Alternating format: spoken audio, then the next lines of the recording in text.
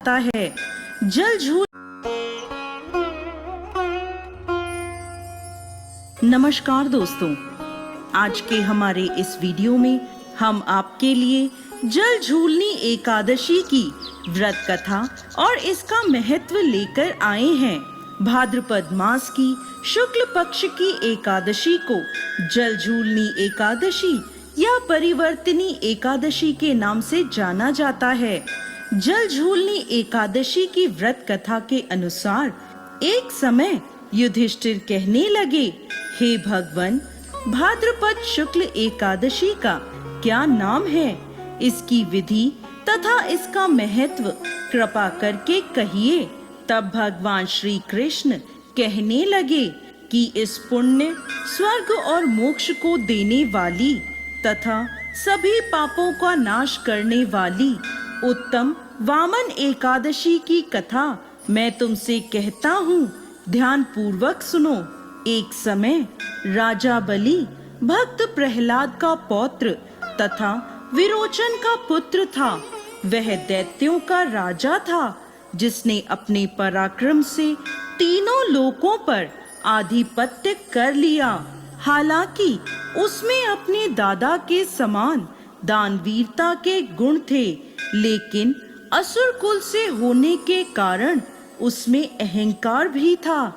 उसने अपने गुरु शुक्राचार्य की सहायता से 100 यज्ञों का आयोजन करवाया, जिसके पूर्ण होते ही वो सदा के लिए देवराज इंद्र के आसन पर विराजमान हो जाता। जब उसने 99 यज्ञ पूर्ण कर लिए, तब देवराज इंद्र सभी देवताओं के साथ भगवान विष्णु से सहायता मांगने उनके धाम वैकुंठ गए। वहां जाकर देवराज इंद्र ने उन्हें सारी समस्या बताई और कहा कि यदि बलि ने 100वां यज्ञ भी पूर्ण कर लिया तो उसका अंत करना असंभव हो जाएगा। इसलिए धर्म की रक्षा के लिए श्री हरि का धरती पर अवतार लेना अति आवश्यक है। भगवान विष्णु ने स्थिति की गंभीरता को समझा तथा पृथ्वी पर अवतार लेने का निश्चय किया। जब राजा बलि अपने गुरु शुक्राचार्य के साथ 100वें यज्ञ का आयोजन करने ही जा रहा था, तभी वहां भगवान विष्णु एक छोटे कद वाले ब्राह्मण के रूप में अवतार लेकर आए तथा दान मांगने की इच्छा प्रकट करी। राजा बलि अपनी दानवीरता के लिए प्रसिद्ध था, इसलिए उसने यज्ञ शुरू करने से पहले उस बटुक ब्राह्मण को दान देने का निश्चय किया। वामन अवतार में आए भगवान विष्णु ने कुछ मांगने से पहले बलि से संकल्प लेने को कहा कि वो जो भी मांगेंगे राजा बलि को देना ही होगा। राजा बलि को अपने धन संपत्ति तथा शौर्य पे अहंकार था। इसी मद में वो संकल्प लेने लगे। जैसे ही वो संकल्प लेने लगे, उसी समय उनके गुरु शुक्राचार्य वहां आ गए और उन्होंने वामन अवतार में भगवान विष्णु को पहचान लिया। उन्होंने बलि को ये चेतावनी दी कि वह ये संकल्प ना ले तथा यज्ञ की शुरुआत करे, किंतु राजा बलि अपने अहंकार में चूर था। वो अपनी दानवीरता से पीछे नहीं हट सकता था। बलि ने अपने गुरु से कहा कि वह अपने द्वार पर आए किसी ब्राह्मण को खाली हाथ नहीं भेज सकता।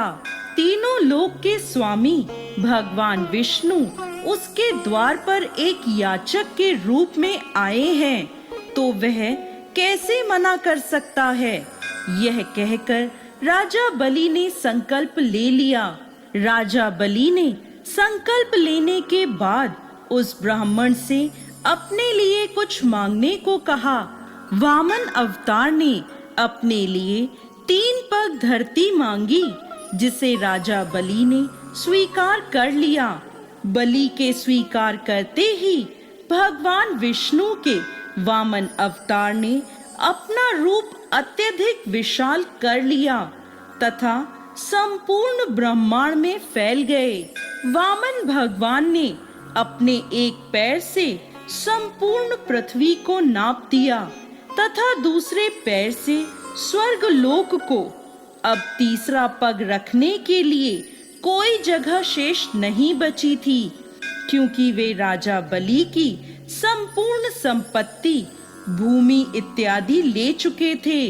इसलिए उन्होंने राजा बलि से पूछा कि अब तुम अपना वचन कैसे पूरा करोगे।